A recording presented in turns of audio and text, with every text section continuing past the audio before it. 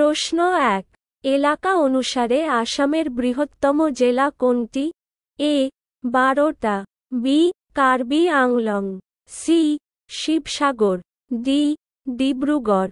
সঠিক উত্তর হল বি কার্বি আংলং। প্রশ্ন ২ আসামে কয়টি বিশ্ব ঐতিহ্যবাহী স্থান রয়েছে? এ ১, বি ২, সি ৩, ডি ৪। সঠিক উত্তর হল বি ২। প্রশ্ন ৩ আসামে কতটি তেল শোধনাগার আছে? এ ৪, বি ৫, সি ৬, ডি ৭। সঠিক উত্তর হল এ ৪। প্রশ্ন ৪ কাজিরাঙ্গা জাতীয় উদ্যানের উত্তর অংশ দিয়ে কোন নদী প্রবাহিত হয়েছে? A Jia Bharali, B Jia Dhansiri, C Buroi, D Brahmaputra. সঠিক উত্তর হল ডি ব্রহ্মপুত্র। প্রশ্ন ৫ আসামের বৃহত্তম তেল শোধনাগার কোনটি? এ নুনমতি শোধনাগার, বি ডিগবি শোধনাগার, সি বঙ্গাইগাঁও শোধনাগার, ডি এর কোনটিই নয়। সঠিক উত্তর হল বি ডিগবি শোধনাগার। প্রশ্ন ৬ ভারতীয় ভূখণ্ডের কত শতাংশ আসাম দ্বারা আচ্ছাদিত? এ ২.৩৯ শতাংশ, বি ৩.৩৯ শতাংশ, বি ২.২৯ শতাংশ, ডি ৩.২৯ শতাংশ। সঠিক উত্তর হল এ ২.৩৯ শতাংশ।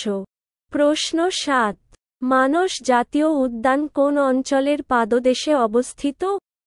এ Himalaya, B Nepal, C Bhutan, D Meghalaya.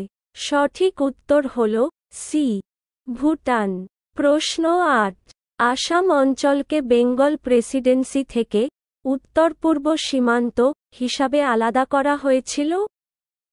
এ ১৮৭৪, বি ১৮৮৯, সি ১৮৯২, ডি ১৮৯৮।